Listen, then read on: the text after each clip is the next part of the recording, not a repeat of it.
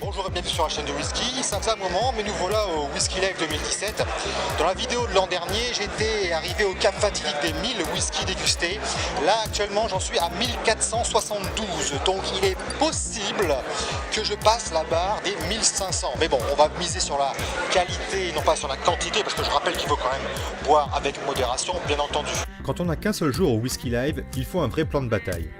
Je remarque en observant le plan à l'entrée que les organisateurs du Whisky Live ont l'air de connaître mes goûts.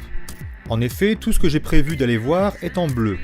Ayant acheté un billet VIP, je vais bien sûr me concentrer sur le salon du même nom, là où se trouvent toutes les perles. Mais je vais également profiter de mon passage pour m'attarder sur les whiskies français et européens plus largement. J'irai faire un tour aussi du côté de l'Asie, où les whiskies indiens et australiens me font toujours de l'œil. Si j'ai un peu de temps, je ferai un tour du côté des États-Unis, et s'il y a un stand de whisky écossais à faire, ce sera celui de Compass Box. J'ai aussi repéré les lieux d'aisance, parce qu'après tout, on boit aussi beaucoup d'eau au Whisky Live. Au chapitre des whiskies français, on trouve Benjamin Kuentz. Ce nouveau venu dans le monde du whisky français va prélever des jus du côté de différentes distilleries françaises bien entendu, et propose aujourd'hui deux expressions. La première, d'un air printanier et conforme à ce que le nom indique. Léger sur les fruits du verger, jeune et vif mais sans défaut de jeunesse, mais surtout très porté sur la céréale. Finale moyenne. L'autre, fin de partie, est plus sur les fruits secs, plus épicé et intense, bien qu'il ait le même titre que son cousin. La finale est plus longue. Là aussi, très porté sur la céréale. Les jus viennent de chez Roselier. En Angleterre, on a Cotswolds, avec son tout premier whisky, embouteillé il y a quelques jours à peine. Élaboré à 30% à partir de fûts de bourbon et 70% de fûts de vin retravaillés, on a un nez qui évoque le grenier à céréales poussiéreux. En bouche, c'est frais, fruité, aucun défaut de jeunesse. Il y a de la crème de pêche, c'est bien fait et c'est assez intense. J'ai pu goûter également le New Make, mais qui a été fabriqué à partir d'une autre variété d'orge. Le nez est là en revanche étrange, ça m'évoque un peu le poulailler. C'est un peu repoussant, un peu trop vert. En bouche, c'est intense avec quelques notes fruitées. Très imposant mais pas facile à boire. Par la suite, j'ai été très content de pouvoir rencontrer Étienne Bouillon, créateur de The Belgian Owl, qui a produit un whisky autrefois primé et qui revient maintenant avec des alambics de Caperdonic pour produire un 36 mois que j'ai déjà eu l'occasion de goûter. Je me suis donc tourné vers le Spirit Drink, qu'il embouteille à 46 degrés, forcément quelque chose d'un peu végétal et jeune, mais rien de particulier vraiment à retenir. En revanche, son single cask de 36 mois embouteillé brut de fût à 70,3 retient mon attention. Contrairement à ce qu'on pourrait croire, le climat en Belgique a l'air assez sec puisqu'il s'évapore plus d'eau que d'alcool. On retrouve toute l'intensité qu'on attend d'un first fill bourbon. Beaucoup de vanille, de fruits frais, cette partition est bien jouée. Juste en face, on retrouve Penderyn, où j'ai pu goûter le Bryn Terfel, un whisky embouteillé à 41 degrés et ayant maturé dans des fûts de bourbon. Malgré une réduction très sensible, toute la générosité des fruits à la Penderyn sont là, extrêmement buvables. Il y a aussi le That Try, qui est tourbé. En effet, il a utilisé des fûts de Laphroaig. La tourbe a tendance à masquer les fruits. C'est fluide, c'est plutôt facile, toujours ce fruité vanillé en bouche. La tourbe reste pour moi quelque chose d'un peu hors sujet chez Penderyn. Juste à côté, on avait le joli stand de chez Middleton, où j'ai pu essayer deux emboutteillages de Very Rare, le 2015 et le 2016. Ce sont des blends confectionnés avec des fûts extrêmement bien sélectionnés. Le 2015 est très suave et généreux sur les fruits. À 40% ça manque certes un peu d'impact, de la banane, beaucoup d'autres fruits, un petit peu fluet.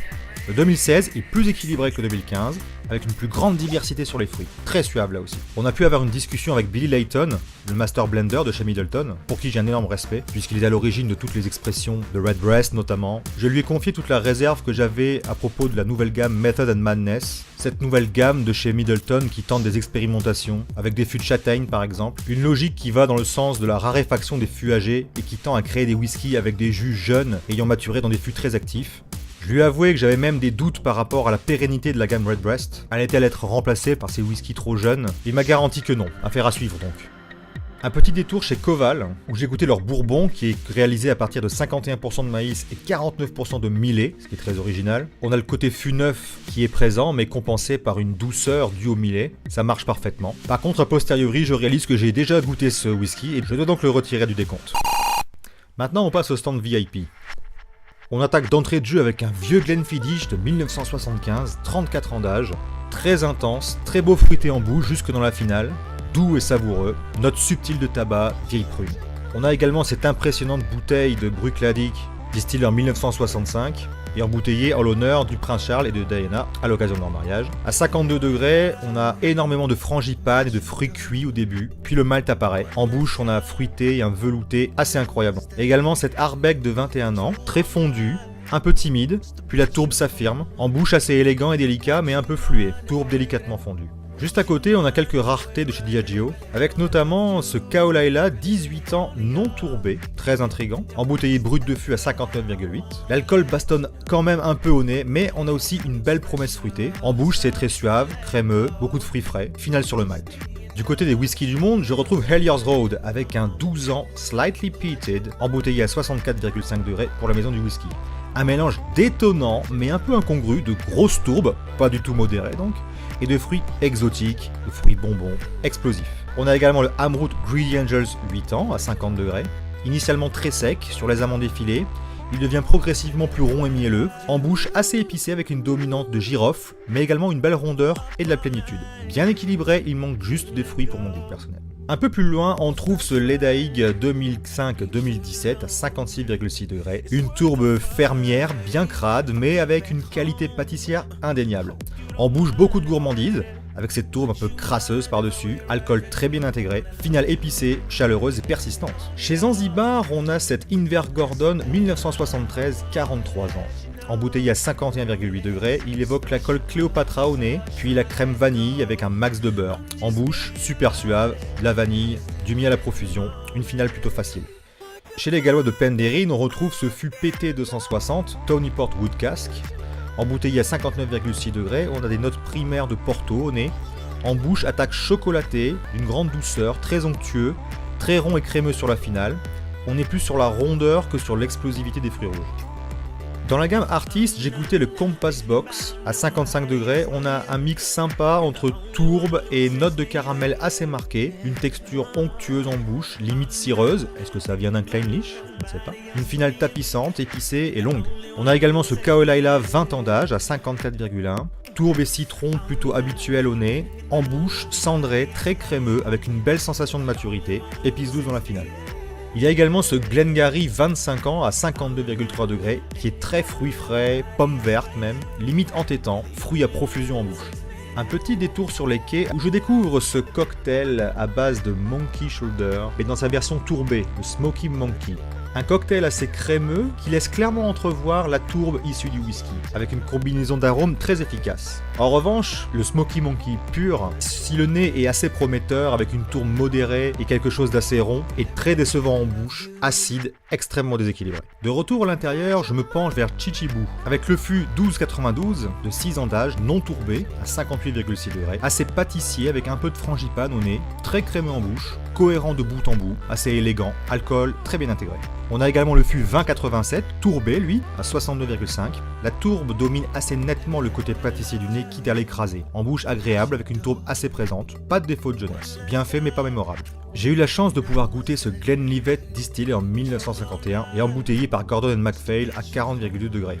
Vieille cave et réglisse au nez, profond et juteux en bouche. Il a beaucoup d'épices, mais en diversité, pas en volume. Elle semble comme limée par le temps. Finale sur le cuir, plutôt sage. Et toujours au chapitre vieillerie, un vieux Glen Grant de 1965, hyper aromatique, très fruité et sur le cuir au nez, en bouche très juteux, mais la fin de bouche est écrasée, pilonnée d'épices très amères. Finale hyper asséchante, trop tannique, vraiment hyper amère.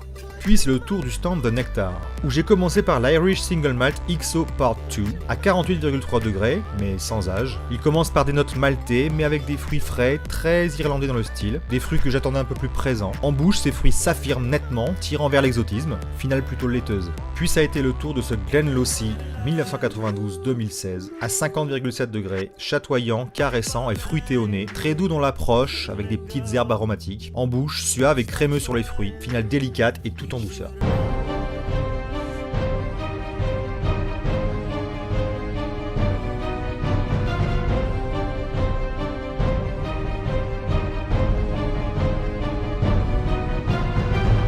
De retour dans la grande salle, je suis passé voir Jean Metzger de chez Huberard, où j'ai pu découvrir toutes les nouveautés. D'abord le fût 116-2 2007-2017 à 51,6. où on retrouve tout l'ADN de la distillerie avec ses prunes, ses pruneaux, le tout un peu soufré. Puis le R8 2017 fut 164 à 168 à 47,3 degrés. J'aurais dit maturation en fût neuf, tellement au nez on a des épices presque fumées, avec de beaux fruits rouges derrière, en bouche très juteux. Ensuite, il y a ce casque vert, le plus céréalier de tous les Uber rares. Le fût de vin apporte la rondeur nécessaire mais n'écrase pas l'ensemble. Un des plus équilibrés entre matière première et fût qu'on a eu chez Uber Rare. 50,4. On a aussi ce Franchi fût 184F, maturé en fût de vin jaune donc, à 48,5 degrés. Je le trouvais un peu mal dégrossi. L'apport du vin jaune est discret pourtant. Il est globalement équilibré sur les arômes, mais il y a quelque chose qui ne fonctionne pas. J'ai du mal à l'expliquer. En revanche, le Franchi Mac 20, le Mac 20 de Jean-François Ganeva, fut 169, 2009-2017. Lui est sur les fruits secs et le chocolat, pas sur le vin. En bouche à 56,1 degrés, très costaud et aromatique, le plus soufré de tous certainement. Chez les Indiens de Paul John, je me suis penché sur le classique. Un brut de fût à 55,2 degrés, très céréalier, il est très intense, trop même, un peu bourrin. En revanche, bien fichu en bouche, fruits, juteux, correct mais pas inoubliable. Depuis le temps que je le guette et que je le cherche, ce John Glaser, il est enfin là.